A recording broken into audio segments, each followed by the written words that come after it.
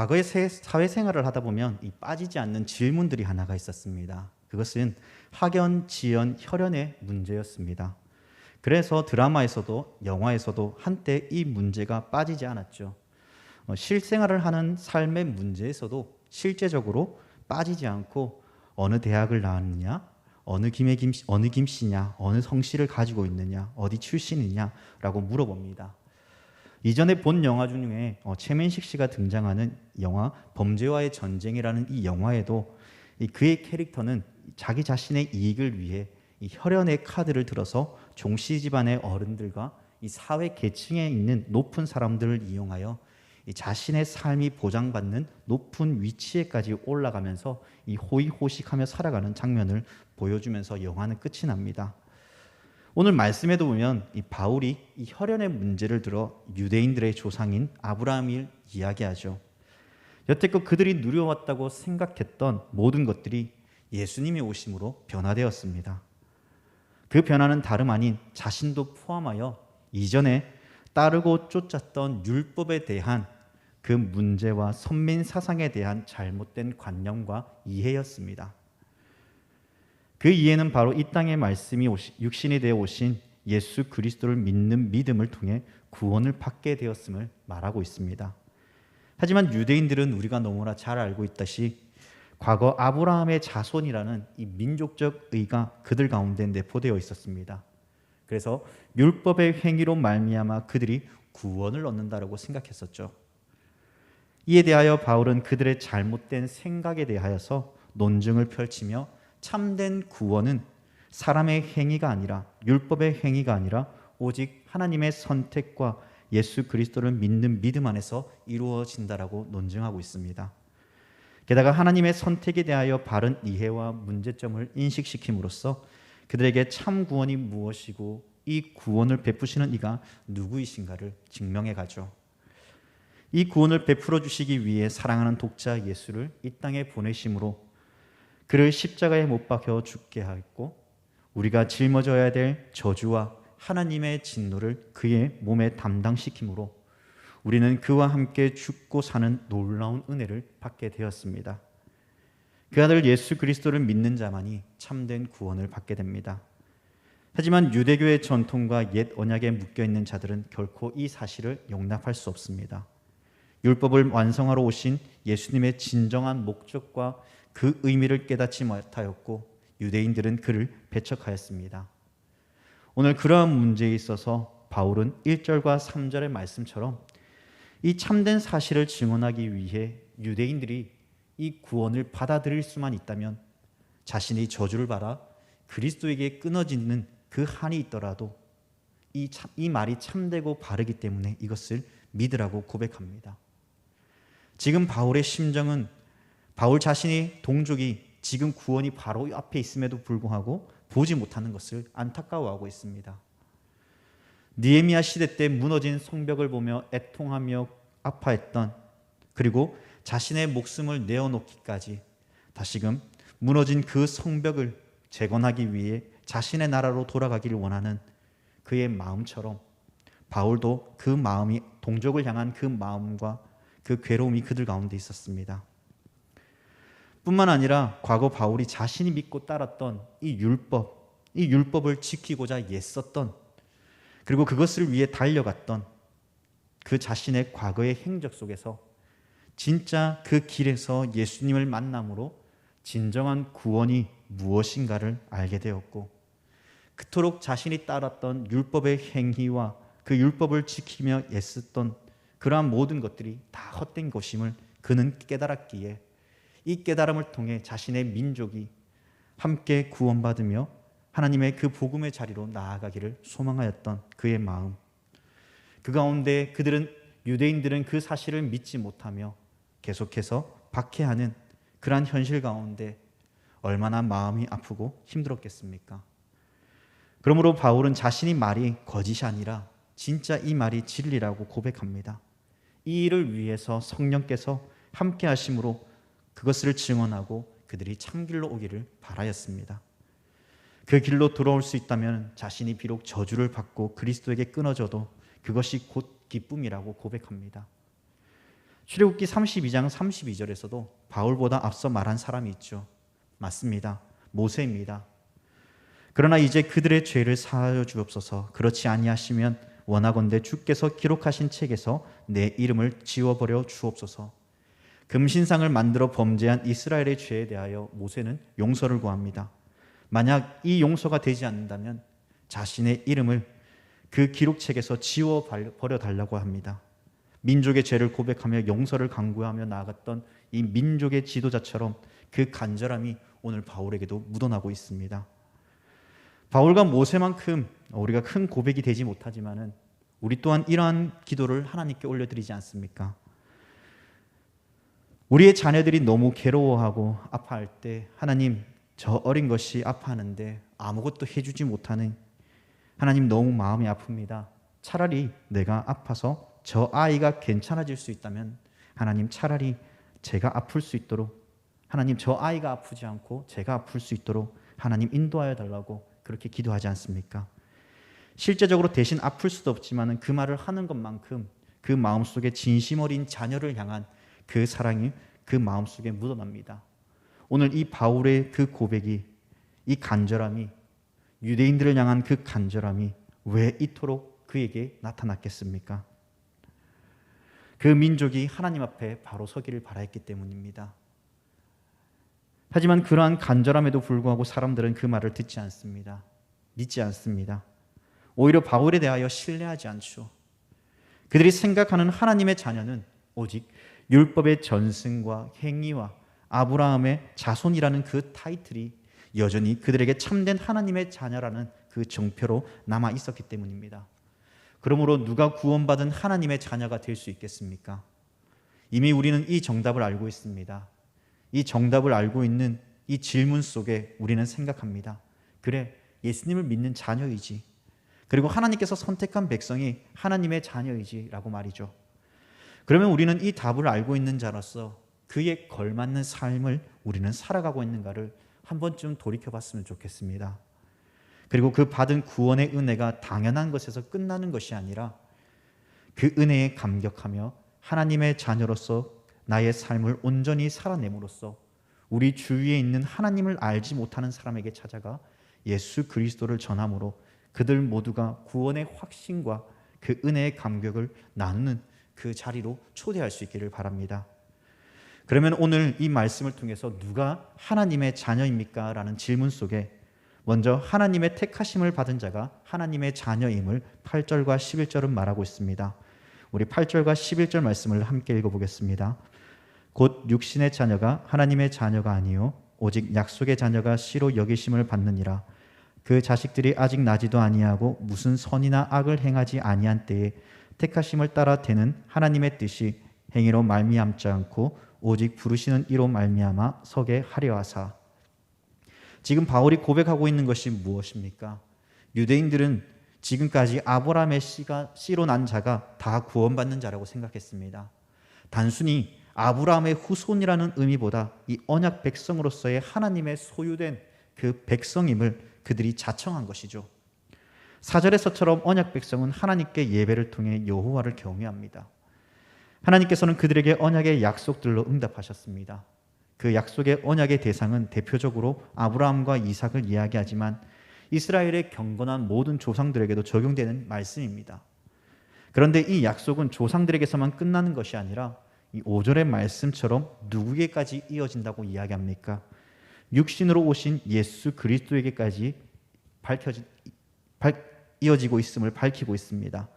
하지만 그들은 여전히 믿지 않습니다. 그 약속의 성취가 바로 예수님임에도 불구하고 세상을 구원할 메시아가 예수님임에도 불구하고 그들은 예수님을 배척하였습니다.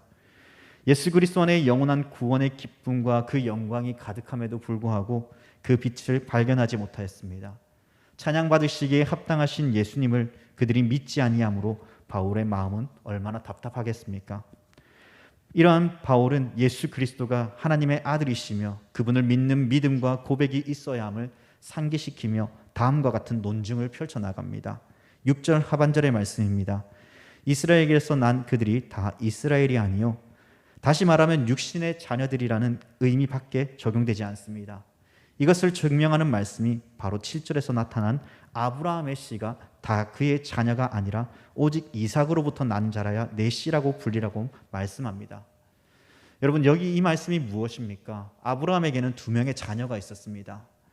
하나는 자신의 힘으로 무엇인가 해결하기 위해 마음을 조급해하며 낳은 이스마엘과 하나님의 약속을 믿고 다시 기다리며 낳은 아들 이삭입니다. 두 사람 모두 아브라함의 씨에서 낳음을 받았습니다. 구원받은 백성으로의 선택을 받아 살아가는 것이 당연할 것입니다. 그러나 그들의 삶은 완전히 달랐습니다. 하나님께서는 이스마엘이 아니라 이삭을 선택하여 구원의 계보를 완전히 이어가십니다. 이러한 의미에서 본다면 모두가 아브라함의 후손이라고 하지만 하나님께서 선택하지 않는다면 결코 그 자리에 들어갈 수 없음을 말씀합니다. 심지어 율법의 행위와 의로 아무리 발부둥친다 하여도 하나님의 주권적 선택이 없다면 결코 구원받은 백성으로서의 삶을 살아갈 수가 없습니다. 이스라엘은 이러한 의미에서 진정한 구원의 길이 되시며 인도자 되신 예수님을 배척했습니다. 율법의 행위가 그들을 구원받는 백성의 삶으로 인도해 갈 것이라고 믿었지만 아니었습니다.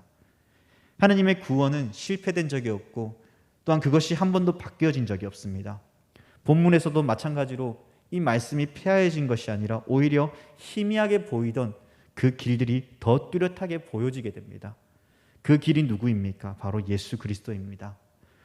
7절에서 나오는 하나님께서 아브라함을 통해 선택한 이삭의 씨로부터 나오는 자라야 이 진정한 이스라엘이 되는 것처럼 우리 모두가 하나님의 자녀라고 해서 하나님 앞에 나아갈 때 하나님과의 다른 삶을 살아간다면, 하나님이 기뻐하시는 삶과 반대적인 삶을 살아간다면 우리는 하나님의 자녀라고 볼 수 없을 것입니다.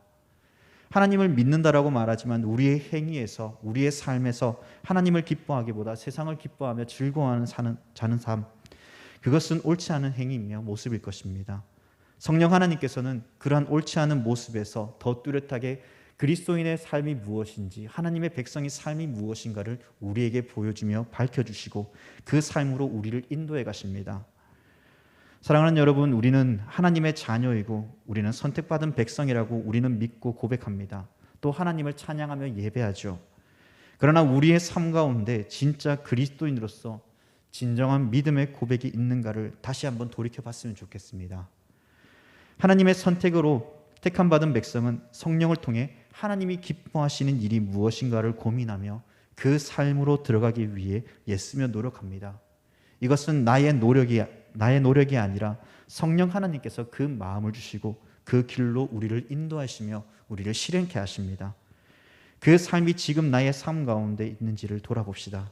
그 은혜의 기쁨을 우리가 놓치고 있다면 다시 주님께로 돌아갈 수 있기를 바랍니다. 그 은혜의 기쁨을 우리가 놓치며 살아가지 않고 다시금 하나님이 기뻐하시는 최우선적인 삶으로 나아가며 기도하고 성령 하나님과 함께하는 삶을 살아내는 그런 구원받은 자녀로서의 온전한 삶을 드러내는 우리 모든 성도님들이 되기를 바랍니다. 두 번째로, 하나님의 약속을 믿는 자가 하나님의 자녀라고 이야기합니다. 우리 13절과 14절 말씀을 함께 읽어보도록 하겠습니다.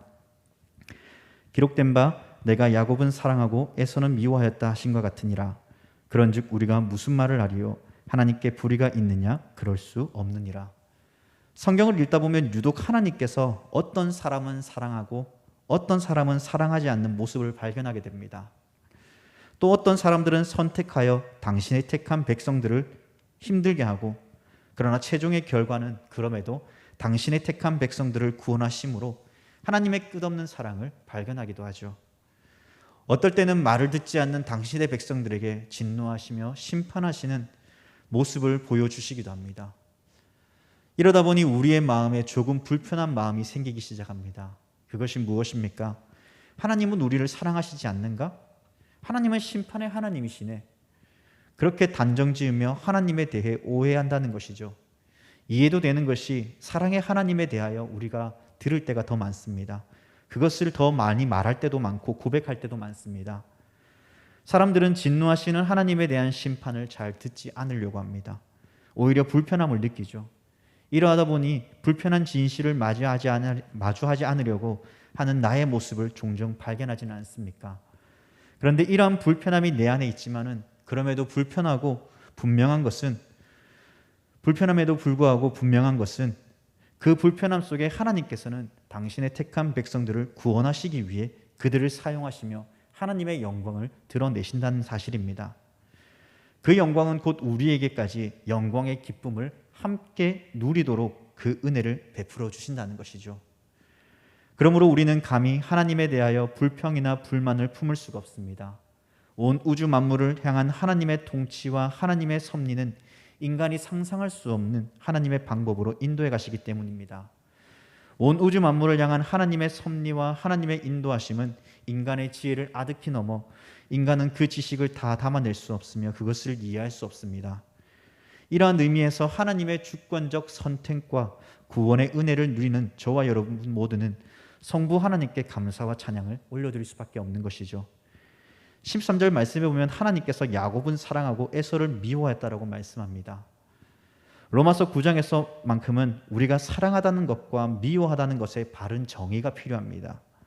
사랑은 하나님께서 선택하셨다는 그 선택의 기준이고, 미워하다는 것은 선택받지 못하였다는 의미입니다. 에서가 죄를 지어서 하나님께 미워하는 것이 아니라 그가 어머니의 태에 있을 때부터 그렇게 하시기로 하나님께서 작정하셨기 때문에 하나님께 버림을 받은 자입니다. 에서의 후손들은 하나님의 특별한 은혜로부터 제외시킴을 당했습니다. 그들의 죄로 말미암아 영원한 형벌에 처하게 된 것이죠. 이는 말라기 1장 4절에서 명백하게 증거하고 있습니다. 그러면 무엇입니까? 이러한 일련의 일들을 통해 바울이 증거하고자 하는 것은 구원의 은혜와 하나님의 자녀가 되는 것은 어디까지나 하나님께 속해 있다는 것입니다.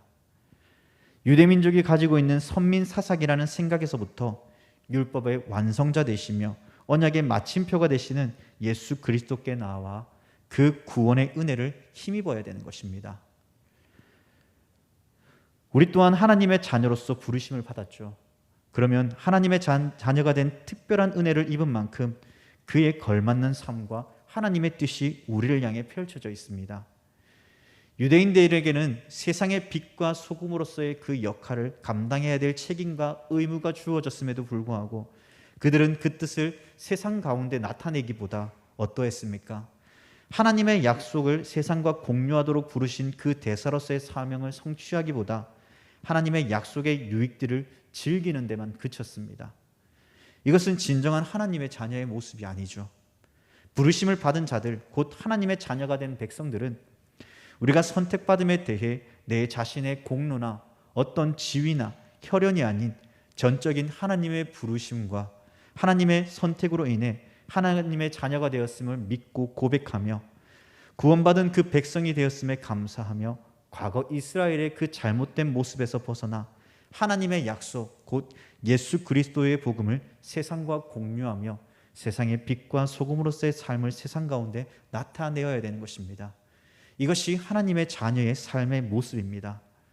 이 일을 통해서 믿지 않는 많은 사람들이 예수 그리스도가 누구이신지, 세상의 빛과 소금으로서의 삶을 살아내는 그리스도인들의 모습을 통해 하나님의 자녀가 어떠한 삶의 모습을 드러내며 하나님이 어떠한 분이신가를 알려주며 그들에게 예수 그리스도의 사랑을 전함으로 함께 구원의 은혜의 자리로 나아가도록 이끌어야 되는 것입니다.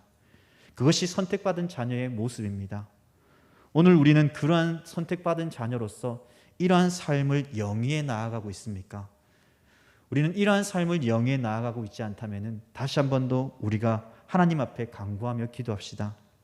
하나님, 과거의 이스라엘 유대인의 모습이 아니라 하나님의 선택된 자녀로서, 구원받은 자녀로서 그 은혜에 감사하며 우리가 받은 이 구원의 은혜를 세상의 빛과 소금의 역할을 감당하며 저들에게 예수 그리스도의 사랑을 증거하며 함께 공유해 나아가는 그러한 삶으로 살아갈 수 있는 하나님의 자녀가 될 수 있도록 우리가 함께 간구해야 됩니다. 이 삶을 위해 저와 여러분들을 이 땅 가운데 선택하고 부르셨습니다. 이제 이 복음을 들고 세상을 향해 나아가며 구원받은 자녀의 기쁨이 무엇인가를 함께 공유해가는 우리 모든 성도님들이 되기를 주님의 이름으로 간절히 소망합니다. 함께 기도하겠습니다.